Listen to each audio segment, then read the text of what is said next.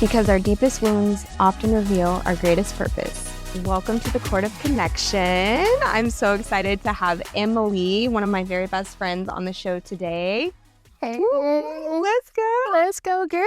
We have no idea what's going to happen, but we're glad you're here. So, thank you so much, girl. Like, genuinely, this just feels like any other day. Yeah, girl. I mean, me and you are on the phone almost every day, multiple times a day. Multiple times.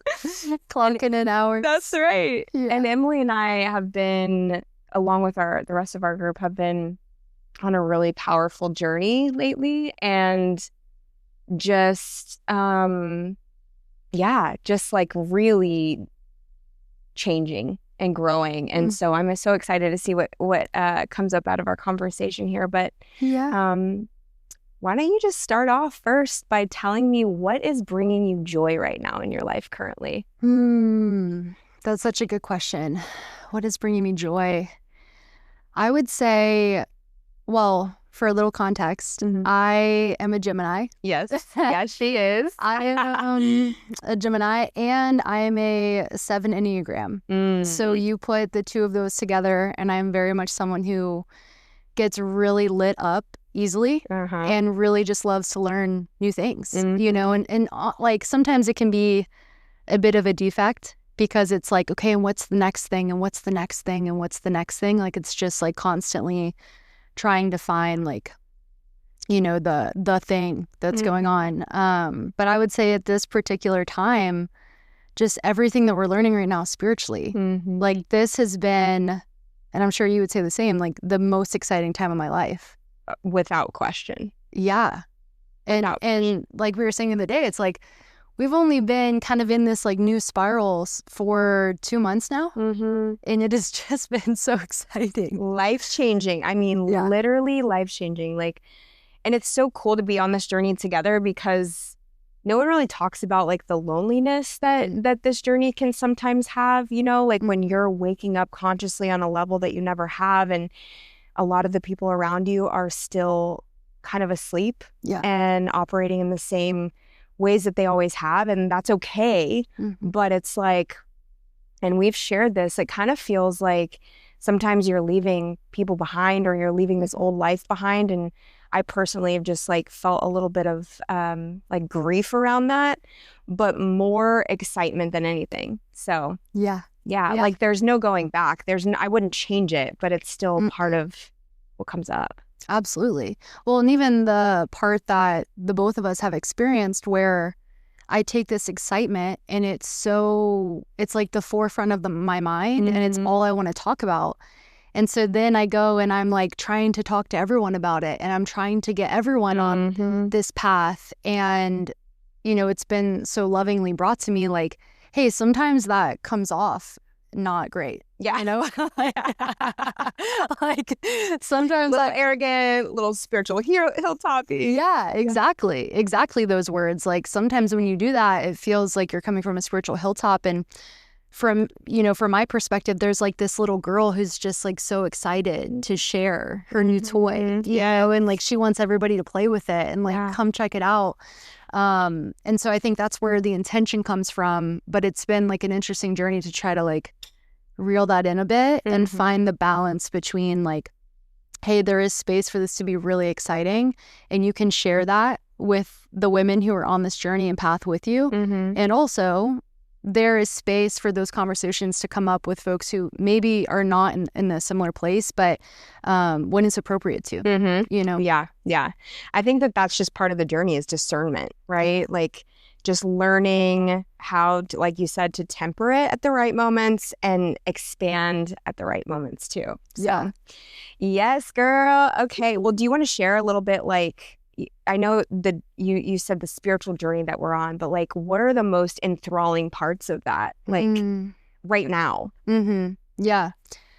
Well, what's interesting is that we come from a history of 12-step work, right? And so I think one of the parts of that is seeing how we're finding this new work, and it's so interesting and exciting when we first find it, and then we have like this, or I have this like aha moment where it's like, oh, this is 6 and 7. Yeah. Oh, this is, step 3, so like connecting it back to like our foundation has been really exciting.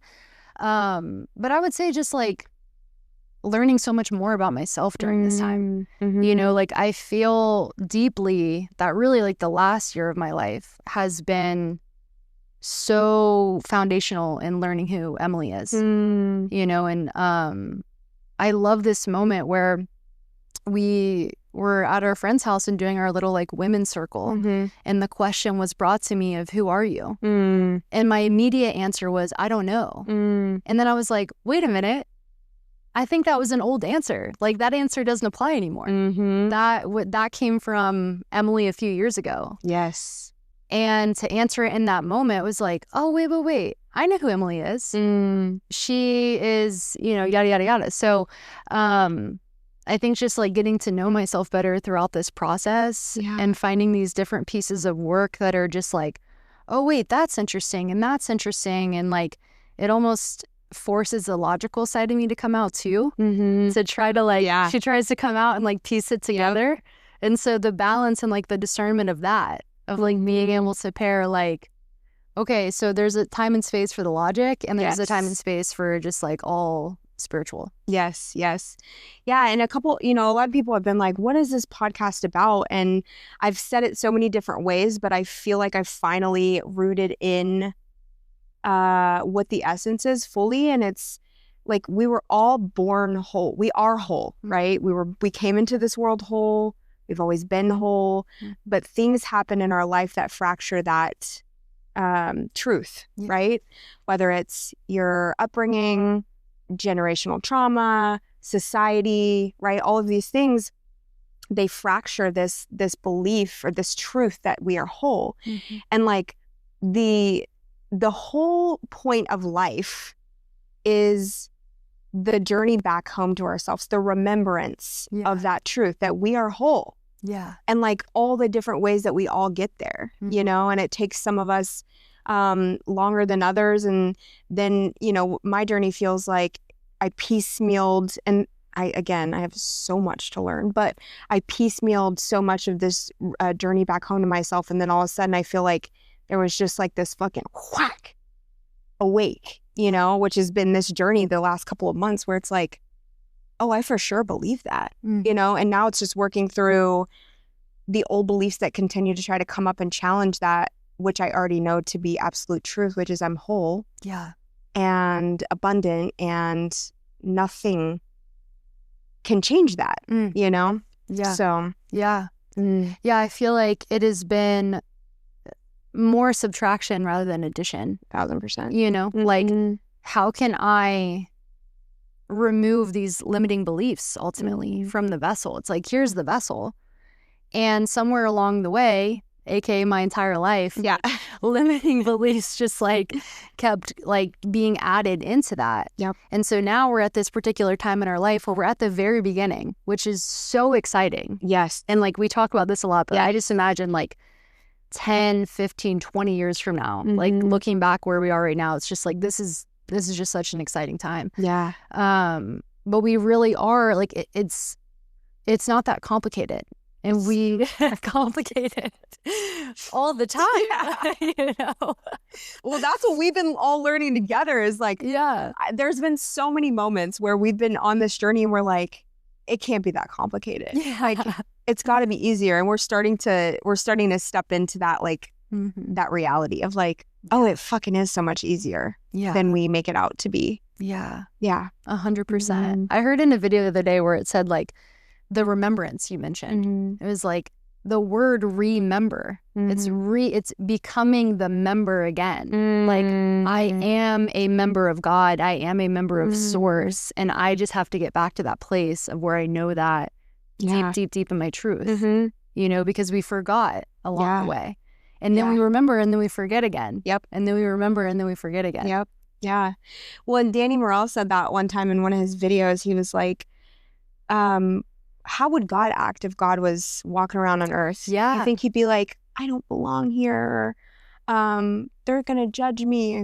No. And we are the creator. We are not God in his entirety, Mm-hmm. but we are pieces of the creator, Right. and an expression of creation. Yeah. So anyways, we already got off on a tangent. Yay. Yeah.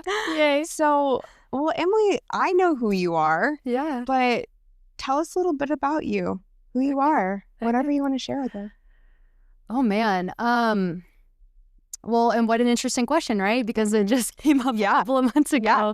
And so I feel like today I can answer that with a lot more clarity and confidence. Mhm. But I would say what I know about myself is that I'm someone with a really big heart. I am someone who deeply loves water. Yes, you do. I'm such a water baby. A mermaid. Yeah, I am a mermaid, genuinely. And it's been so fun to like tap into that and be like, I actually am a mermaid. Yes, you are.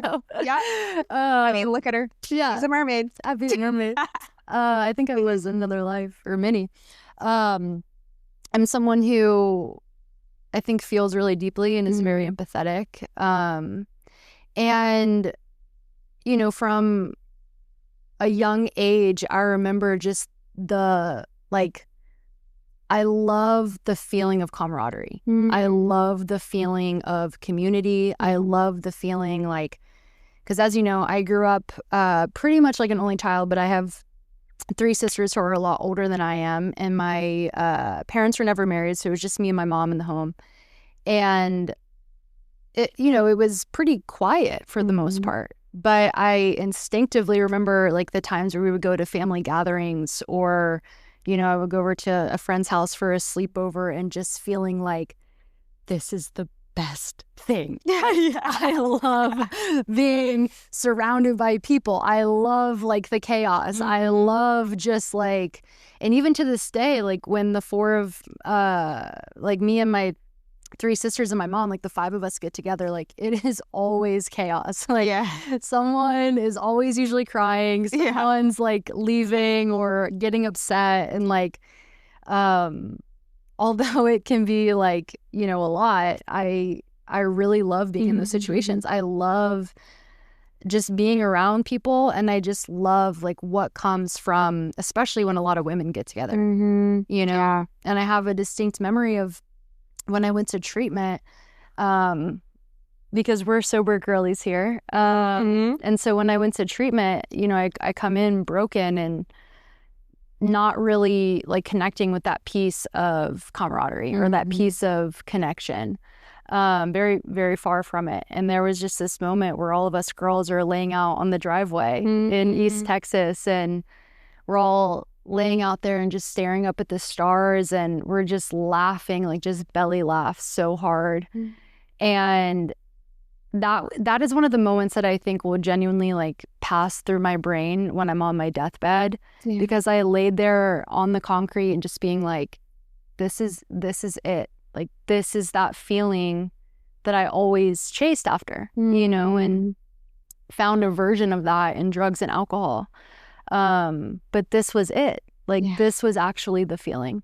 And when I think back to that now, like knowing what I know, I think when we tap into places like that, it's like, because you're tapping into source, you're tapping into this ultimate feeling of connection, which is what literally God is, you know? And for us, I think we attain that easily when we're in a group of women. Yeah.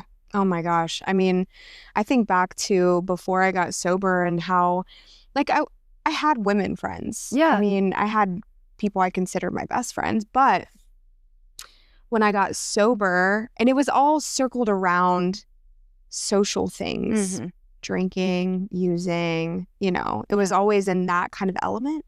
And so when I got sober and you remove all of those things from me, I remember it took me a while. I was really intimidated by women. Like, I really just had this innate storyline that like, I was not good enough. They were better than me. They didn't actually want me around because, like I've mentioned, I grew up the fat girl, you know, and I had friends, but I remember I just looked through this lens of like,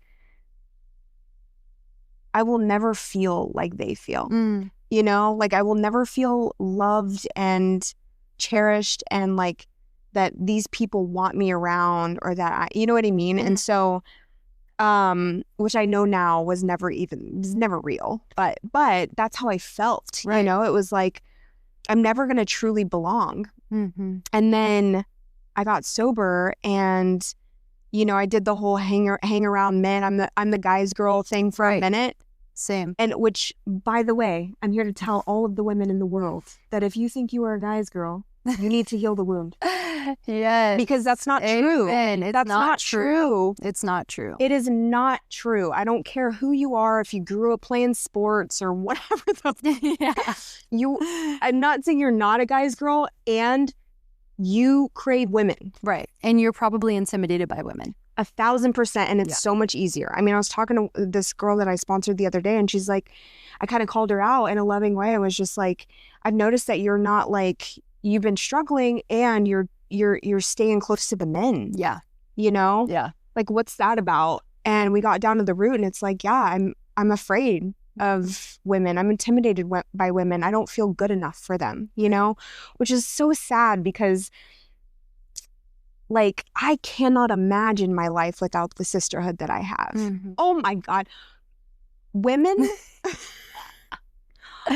are a superpower. Yeah. Like, we are just the magic of this world. Mm-hmm. Like, and then I'm not discrediting you, because you play an amazing part and an amazing role in creating a safe container for us to flourish in creativity and nurturing and love and all of those things. Yeah. But we are the magic. We are the spark. We are the thing that like gives everything we bring life. We bring life. We literally bring life. Literally bring life. We birth life. We birth life. Yes. And so it's just, man, like, so anyways, fast forward, like I gave that a shot. I walked through the fear, and I allowed myself to be loved by women. And you guys just loved me back to loving myself, you know? Yeah. And I think back to our friendship in the beginning, like I had just I knew you before my breakup, but we got really close after my breakup. And I just look back on that, and I'm like, girl, God knew. God always knows. You know, like, these people must know each other, you know? Yeah. I did not do the scissor motion. I did the scissor motion, but girl, that crossed my mind. I was like, I ain't gonna do it. Jeez, they knew it. Yeah. She's married. She's straight. I'm also not gay. So there's that. Anyways, but that was the most perfect divine timing, you know? And there was still so much of me that was afraid to be seen, even though I had cultivated women relationships in my life. And, you know, and Jordan was kind of the first person who created that safe place. But like, your friendship and love helped me take it, you know, a layer deeper. Yeah. And what I was thinking about when you were sharing earlier is, one day I'd love for us to like get into human design, and put all of our charts together, because I do think that we end up with all of the missing puzzle pieces, and you had this defined throat, right? Yeah, girl. She'll talk. Maybe she'll circle that. Yeah. She'll say anything. She don't care. But my voice was something that was like really slow to come, you know. And then I have you, who's just like, you throw all your shit out there in a heartbeat and be like, and don't think twice about it. You're like, this is what I'm thinking and feeling today, and fuck him and fuck her, and I'm, you know. And I would watch that and be like, wow, there's so much power and beauty in that, and that like being able just to say the thing and not feel shame, you know. So I went off on a tangent, but well, I love that you brought that up too, because I think back to when we first connected and talk about being intimidated by women. It's like, girl, I remember walking in to our meeting and seeing you and just seeing this like light of a woman. She is literal sunshine. And just being like, she's too good for, you know, like, I can't, you know, like, it was like, here is this like aura of a woman. And ultimately, and I think this goes for every single woman who feels intimidated by women, is like, my self-esteem at that point in time was pretty fucking low, right? You know, and so it was like, you're up here, I'm down here. I can't connect with you, you know? And what a blessing that we connected during that time, girl, because even the things that I was going through in my life during that time of like, just, you know, like I mentioned, like very diminished self-esteem, not tapped into who I am as a person, which it's all divine timing, right? Like I had to go through those periods of time, you know, but it's like God hands me on a silver platter the perfect woman to be like, hey, and we're gonna like open that up, you know, and we're gonna like dig a little bit deeper, and then you're gonna meet her, and then you're gonna meet all these other women, you know, absolutely, which has now turned into this divine circle that we have. Yes. So just amazing timing. Yes, absolutely. And like what I know now, and I think you do too, is that whatever you saw in me then, it was just a reflection of you. It wasn't realized yet. You know what I mean? Or it was forgotten. Yeah. You know, but like the things, this is what I know to be absolute truth now. The things that I admire in someone else and love about someone else is literally just a reflection of me. Yeah. You know? Yeah. They're my most favorite parts of me. Yeah. You know? Yeah. And until I see that, you know, or believe that, you know, I think that you're here and I'm here. Right. You and know? the same can be said in the opposite. Totally. Right? Like literally everything is a mirror. Yep. And so. Oof, yeah. Good topic. Oof. Good topic. When I'm pissed off, it has nothing ever to do with you ever. Oof. Nothing to do with you ever. Say that one more. When I am pissed off, it has nothing to do with that person ever. Ever. Or hurt or scared or any of the things. It's never about them. It's never about them. It has everything to do with me. If I may, like I might even take, because where my mind just went was, you're going to have some people that are going to think of some examples where that doesn't apply to. Yeah.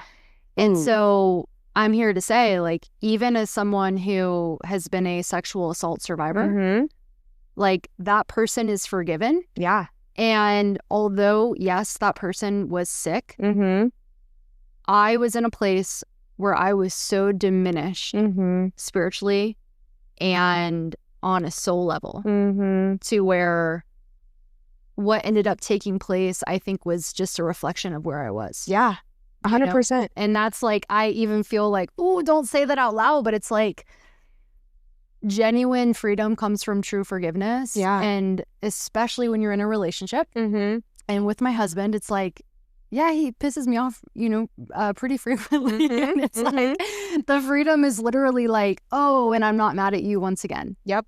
I'm mad at me. Yep. And here's why. Because I don't want to have to look at my control issues. Right. I don't want to have to look at the parts of you that I wish I could be more like.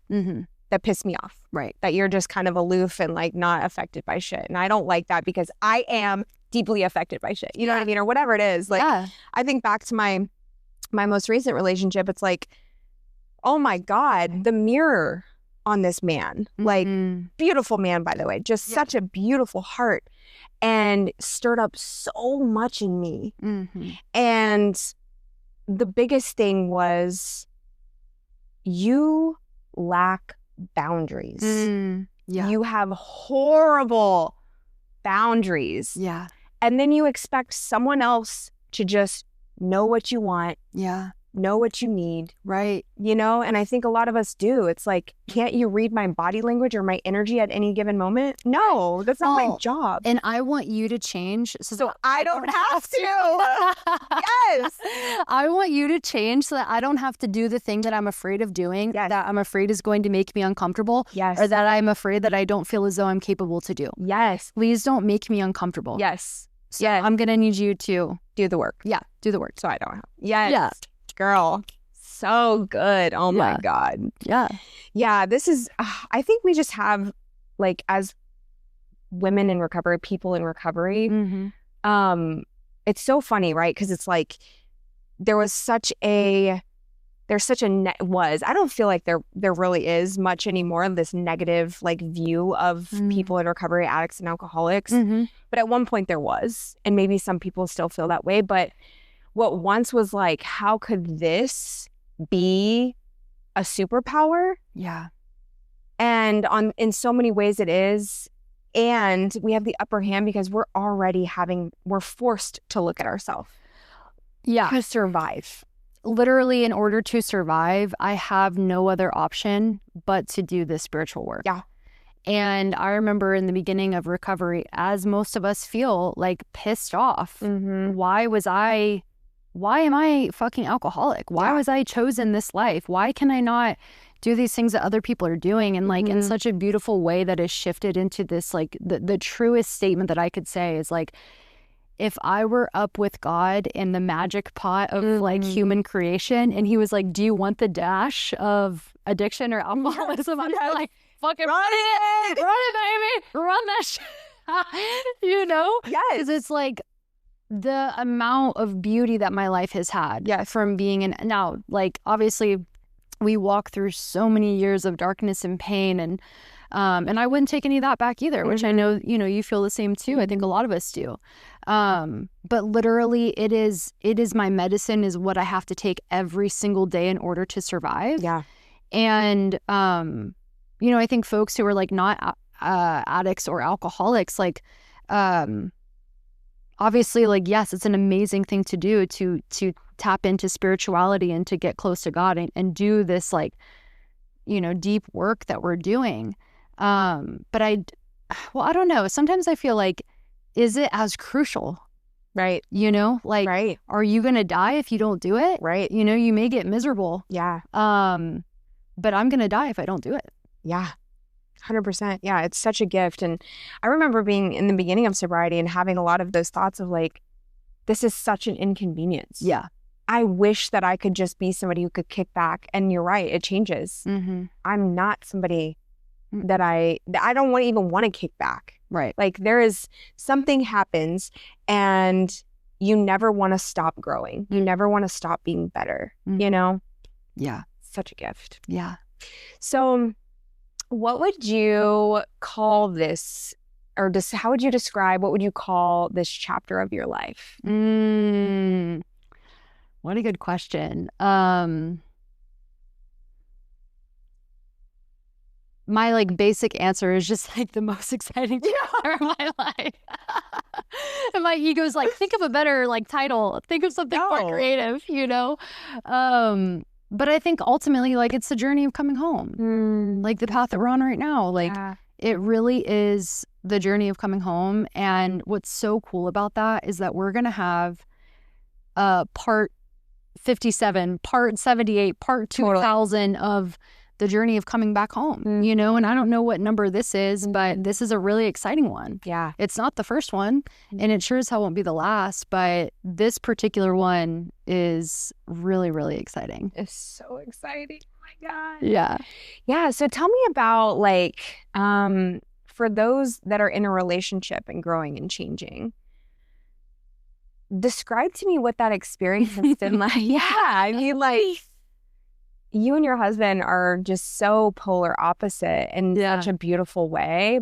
Her husband is a 4. No, 5. He's a 5. He's a 5. So he's with a 4 wing. With a 4 wing. Yeah.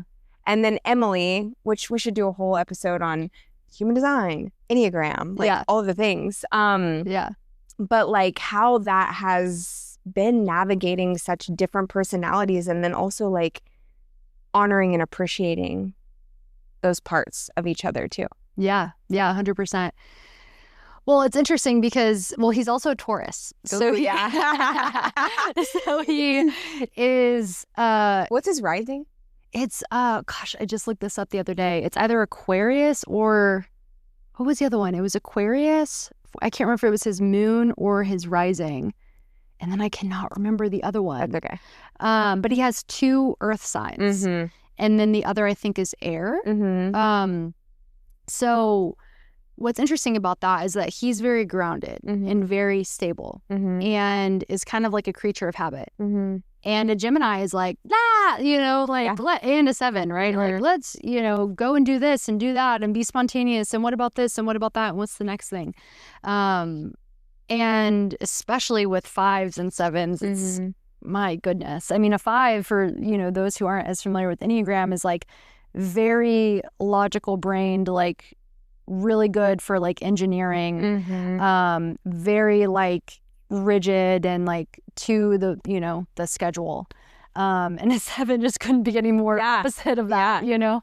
So anyways, I think the most interesting part of it is that, or one of the most interesting parts is that all of my relationships before my husband were with men that were very similar to me, and just like young toxic love, you know, and like that passionate, like crazy, I don't know what they're doing, they don't know what I'm doing, like it was just like all over the place. No security in that.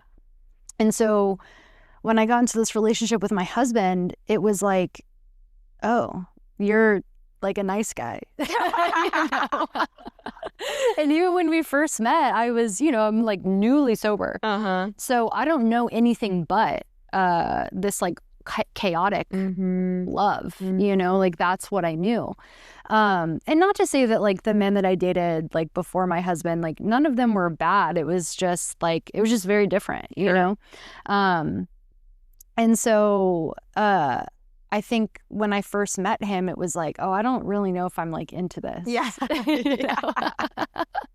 Where's the drama? Where's the chaos? Literally, I was like, full. Yeah, I was like, where is the drama? You know? And so I really wasn't attracted to him in the beginning. And then I remember I still had like some more drinking in me. I still had some more crazy in me, and I went out and I relapsed, and I had come back, and I was really burned by that. I was really burned by my latest like outing, and I truly was beaten to the state of reasonableness, where I was like, I'll do anything, like truly, I'll do anything except for not date a boyfriend. Which is not a real suggestion. It's just some suggestion that got thrown out somewhere along the way. And I came back, and I remember we had gotten tacos on Valentine's Day, like after I'd come back from this relapse. And literally, Danielle, like I'll never forget sitting down with him, because it was like I was seeing him through like this fresh pair of eyes, and everything that I thought was like not attractive before was suddenly like, wow, you know, like this actually I think is sustainable and really amazing, you know. And so that was almost 6 years ago now, which is crazy. But our journey since then is so interesting, and you've had a front row seat to it. I think like going back to your original question of like these polarities like coming together. There have been many times in our relationship where I have questioned like, I need someone who's just like me, you know, I need someone who is spontaneous and so gets so easily excited by things and is so just like on the whim, wants to go and like have fun, you know. And I have these women in my life who have so lovingly like brought me back, and then I get to see examples in real time of like, oh, Em, you don't want somebody that's just like you really don't, my sweet baby. You really, really don't. And it has been so cool that when I get brought back to that truth, and then God will show me this example of that in real time through my husband right after that, where it's like, thank God you're more logical. Yes. Thank God you are more like by the book and more rigid. And thank God I bring you out of your shell. You know, like seeing how we both have grown in this relationship over the years, where it's like I have at times leaned more into my logical, you know, okay, maybe we don't spend $500 just on a whim. You know, maybe we put that into our savings account. And for him, like, hey, let's book the trip. Let's, you know, go see the show. And like to see him kind of like lean in that way has been really, really cool. So it has not come without challenge. I think that we have had to do so much of letting the other person be exactly who they are. And just like what we were talking about the other day, it's like it was brought up to us by our couples therapist, where he was like, you two are looking at each other's skills as threats to one another, you know, and they are not threats. They are very much here for the good, and they can very much like flourish each other. His logic does not threaten my spontaneity. I never know how to say that word. Whatever. Spontaneity. And mine doesn't threaten his logical. Yeah. You know, like or his logic. That is an illusion, and that is a perception. And I think when we get deeper into like the conversation of like, we are literally moving through life like based on all of our past experiences, and the majority of what we're looking at is literally an illusion. Yep. It is not the truth. Yep. And so we spin up this story, yeah, which is, you're cramping my style with your logic. You're not letting me be free and wild with your logic. And that is simply, and you know, same with the reverse. And that's just not the truth. No. You know, and so when I can like ground and anchor back into that truth, it becomes really powerful. Yeah, absolutely. It was beautiful. And I think what's standing out to me the most is that we live in a society where there is this picture perfect relationship. I mean, it started with Disney princess and Prince Charming, you know, where it's like, I'm going to find the love of my life. They're going to wake me up and it's happily ever after. You know what I mean? And then you have social media and you have all these platforms that people are literally posting their best moments, you know? Yeah. Like most people are posting their best moments. And so you have everybody else looking like at their relationship, right? With challenges and things, you know, cropping up. And they're like, the grass is greener. The grass is greener, you know?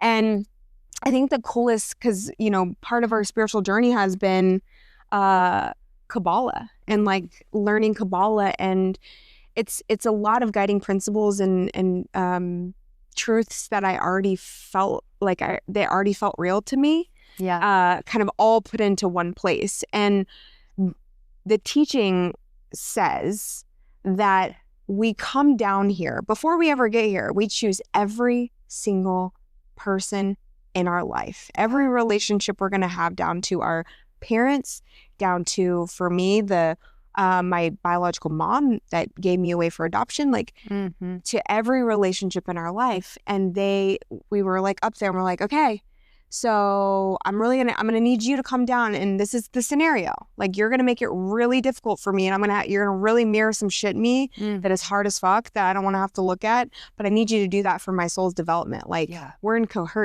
what is it called? Cahoots. Cahoots up there. We're in cahoots up there. I've chosen all of this, you know? Yeah. And it's for your highest good. For your highest and greatest good, you know? And so, like, honestly, I don't want the perfect relationship. I want somebody who's going to mirror back to me the stuff in me that's not healed yet. Yeah. Oh my God, girl, there's so much good shit in here. Yeah. One being, there is such a difference from when you are single to when you get into a relationship where it is just, it's brought up with full force. Totally. It is literally brought up with there's nowhere to turn. Totally. Like, it is so in your face, and it's you. It's you who you're looking at. Yeah. And all the things that you don't want to look at and all the things that you don't want to see. And I think back to the message that I heard a couple weeks ago, like this download came in and it was like, he's your greatest teacher. And it was in a moment where I was so angry with him. Yes. And it was like, he is literally your greatest teacher in your life at this particular point. Yep. Hands down. You know, and I'm just like, oh, my God. And the other thing I wanted to say too is like, going off of like, we see this passionate, like dreamy, perfectionist love, you know, in movie and TV and all these things. It's like, not only is it so far from the truth, but also like, we choose love. Yeah. This is a choice, and this is something that you don't get into a relationship and you don't have to do any work. Yeah. Like, this is something where we're actively having to put in the work in order for us both to grow. And if I were to leave the relationship because it just isn't working, and not saying that, like, obviously there comes a time and a place where things just no longer fit. Yeah. But what I know today is, like, if I were to leave without looking at like the shadow parts that I don't really want to look at, I'm going to find myself in the next one. 100%. Like, it's not the person. Yep. Right? Like, if I'm going to get into a relationship, it ultimately is, okay, and are you willing to do some work? Yeah. You know, because it's going to come. Yeah. And that's the thing, right? Like, so many of us hop from relationship to relationship thinking that the relationship's a problem. And like you said, sometimes it's just, there is a pull apart, right? That's necessary. But only to find ourselves again, only to find ourselves in the same pattern. And so, why not work it out in what you got? You know what I mean? And that's, I've had the experience of hopping from relationship to relationship. And then I've also had the experience of doing everything in my power to make something fit that I was being called to walk away from. Exactly. And not really having like a lot of good reason for it. Just being like, and it doesn't fit. It doesn't fit. And I fucking hate that, but then, and so anyways, but the thing that happens is that people jump from the relationship to the next one, only to find themselves again. And then they're questioning or yearning or, wondering if they made a mistake. Right. Yeah. Well, and I think your latest experience is such a beautiful example of like, and we don't leave the second that we're like, and you know what, I'm feeling uncomfortable, so I'm going to go. Right. What it looks like is you feel the feeling of uncomfortability and there might be some confusion of, is this just not a fit or I'm not wanting to look at something? Sure. Right. And so, and I look at your experience and I look at some of our other really close friends too, where it's like, and so in that moment, I am going to do everything that I possibly can in the spiritual realm to fix that area of uncomfortability. I'm going to face it head on. Yeah. And then when all of that is done, if it still isn't a fit, then it isn't a fit. Yeah. Right? Yeah. But your experience with that was such a beautiful example because you didn't run in the face of, it's like, all right, I'm going to sit down and I'm going to do the thing that I really don't want to do. And I'm going to look at it and I'm going to really try to anchor in. And then, it just isn't. Yeah. It's so cool. You had mentioned this the other day because I definitely will have him on one day on the podcast one day. But I had never consciously uncoupled with somebody before in my life, and like we're still in the same circles and we're still, like there's still so much love there and gratitude and all of those things. And it's like, literally got to walk away from that relationship and with no hate in my heart. Yeah. Feeling like I did my very best, like, was it perfect? No. Did I do my very best? Yeah. I did, So anyways, I don't know why we got on the relationship topic, but I mean, it's a good topic. It is. It is. Where relationships running from themselves, Absolutely. Absolutely. They are not the enemy. They are not. And that's something that I try to like bring us back home to too when we're arguing. It's like, we're not arguing at each other. Yeah. Like we're on the same team. Yeah. Me and you play ball for the same team. Yeah. Yes. Yes. The enemy is something else or it's probably deeper within both of us. 100%. But yeah, we're on the same team. Yes. And thank God we have friends in our life that are willing to say the truth. Yeah. Like who are willing to be like, I'm seeing this differently, have you considered this angle? And sometimes we're like, I'm not digesting that very well. The other day, she's like, right in one ear and right on the other. And it's like sitting there like, I don't want to fucking listen to that. And I love it though, because we can just say the thing. Yeah. It's beautiful, And then an hour later, it's like, oh, well, son of a bitch. Yeah. Maybe there was some truth to say that, Maybe I can accept that was, the reality or whatever. But so we are going to the Awaken seminar with Danny Morrell. I'm so excited. Same. In November. And for those of you that don't know, we don't either. We really don't. We don't know what to expect either. I know there's going to be a lot of breath work and there's going to be a lot of mirroring the feminine and masculine energies and just, a lot of things. But I'm just kind of in this era of like, cool, retreat, seminar? Yeah. What's going on? We're going to do Alexi and Preston Smiles. Yeah. That's going to be incredible too. Yeah, I feel like we're literally at this point right now where it's like I have spent the majority of my life in recovery. And I say recovery because I didn't have any money in fucking addiction. In recovery, literally being like, oh, I have money. What do I do with it now? Yes. You know what I mean? And it's gone to material things, and it's gone to clothes, and it's gone to like in this mission of like ultimately to change the way that I feel, right? Yeah. And I feel like now we're at a point where it's like, ooh, and I want to use that money to go to spiritual retreats. And I want to use that money for courses. And I want to use that money for books and anything to learn more about myself. And it's an investment in yourself. Yeah. Yeah. So what would you tell the listeners who are on their own journey to coming home to themselves? What's one thing that you want to say to them as they're walking their own journey home? Wow. Well, I would say like what my higher self has been saying to me, which is like, girl, just let the fuck go. Just let go. Like I'm also a Virgo rising. And I have a strong 1 on Enneagram, which means I have this like perfectionist piece of me, right? And I want to have it look a certain way, and I really want you to think a certain thing about me, and I can't let go all that much, And the continual answer and message that I get is, girl, just let go, just please, just let go. Yeah, it's not that deep, it's not that serious, like. You can be seen, and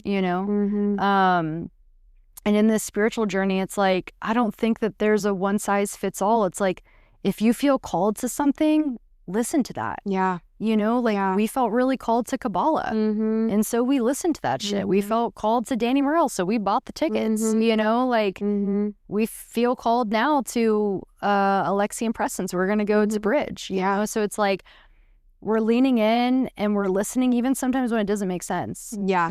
Just like... Well, I think that's the biggest thing, right? Is like, our logical minds are always trying to figure out the how. Yeah. Like, if it's coming up, it's probably your intuition. If it doesn't make sense, you're probably really supposed to do it. Right. Like, that's the thing. Yeah. Well, and if it makes you uber uncomfortable, yes. Do it. Yep. Do it. Do it. Yeah. Yes. Yeah. Oh my gosh. So where can the listeners find you? Oh, where can they find me? Well, I just started posting on TikTok. Yes. Literally, like, and I'll say this too, like, I am legit using TikTok as exposure therapy. Yeah. With the perfectionism that I have and like looking a certain way. Like, I am literally not on TikTok to like be a content creator or like make money. I mean, obviously, if those things happen to find me, sure, I guess. But I'm really doing it to remind myself that it's not that serious. Like, it's literally not that serious. So anyways, my TikTok is msolara. It's a new one I just created. I'm also on Instagram under that same handle. If you're in recovery, you'll see me around in Austin. Yeah. I don't know. No, I love it. You'll see me on the streets often. That's right. On the streets. On the street. Or you see me in Costa Rica. I love Costa Rica. Yes. 3 times a year she'll be in Costa Rica. Yeah, for real. You can find me down there. I know. So I feel like the theme of this episode is we are literally on a floating rock in space. It doesn't fucking matter. Do the thing. Live your life. Say the thing. Yeah. Take the action. Yeah. Like, just do it. Like, the universe is going. This has been my mantra lately. When you move, the universe moves. Yeah. Literally. You move here, universe right behind you. Yeah. Moving with you. Trailing you. It's just trailing you. Literally. Like, it is really not that deep or not that serious. Like, we live in a simulation, I swear. Yeah. And we've just been programmed to think that everything is so serious, so deep. And it's just like, and it's not. And it's not. And it's not. Like, we are really out here just like doing. And I think ultimately, like, going back to, another message for the viewers is like, do the fucking thing that makes you uncomfortable. Do the thing. Like, I don't want to post on TikTok and like stare at the fucking camera and like say some words. Yeah. But I'm doing it because it's like, like there's going to be some development out of this. Like, I don't want to go and like cry in front of women, which was something I struggled with for a while, and it's like, you were there on the night where the fucking unleash, it's guttural, like ancestral cry. It's like, I don't want to do those things. Perfect. So do that. Yep. Yes. Well, I love you so much. I love been so much fun, and I hope that you guys get something out of it. But may the cord that connects us all to each other and to spirit remind you that you are always guided, never alone, and always home.